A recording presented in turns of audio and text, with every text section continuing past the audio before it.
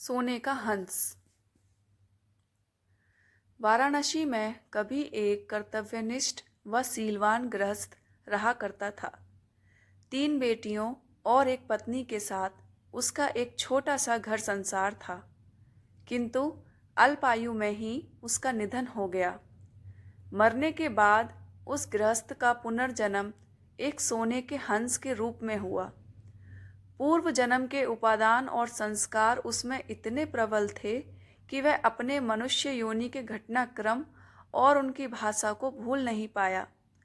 पूर्व जन्म के परिवार का मोह और उनके प्रति उसका लगाव उसके वर्तमान को भी प्रभावित कर रहा था।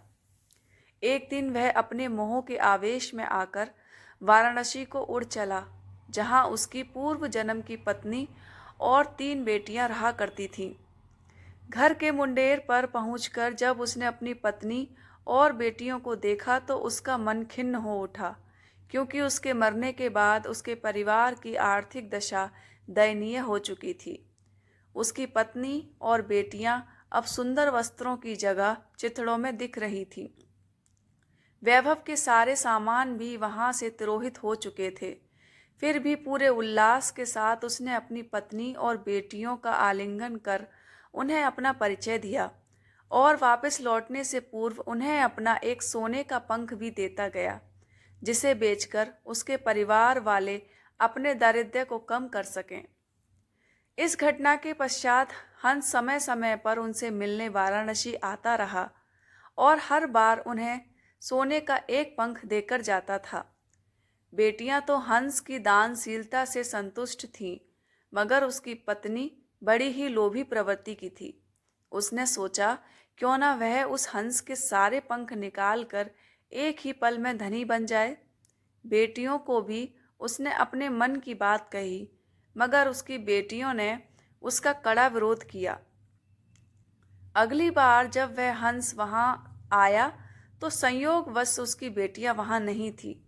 उसकी पत्नी ने तब उसे बड़े प्यार से पुचकारते हुए अपने करीब बुलाया।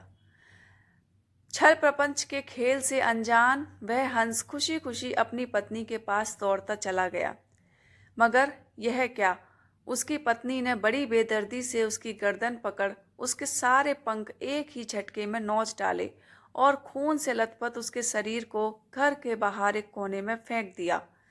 फिर जब वह उन सोने के पंखों को समेटना चाह रही थी तो उसके हाथों सिर्फ साधारण पंख ही लग सके, क्योंकि उस हंस के पंख उसकी इच्छा के विरुद्ध नोचे जाने पर साधारण हंस के समान हो जाते थे। बेटियां जब लौटकर घर आईं तो उन्होंने अपने पूर्व जन्म के पिता को खून से सना देखा। उसके सोने के पंख भी लुप्त थे। उन्होंने सारी बात समझ ली और तत्काल ही हंस की भरपूर सेवा कर कुछ ही दिनों में उसे स्वस्थ कर दिया। स्वभावत उसके पंख फिर से आने लगे, मगर अब वे सोने के नहीं थे। जब हंस के पंख इतने निकल गए कि वह उड़ने के लिए समर्थ हो गया, तब वह उस घर से उड़ गया और कभी भी वाराणसी में दोबारा दिखाई नहीं पड़ा।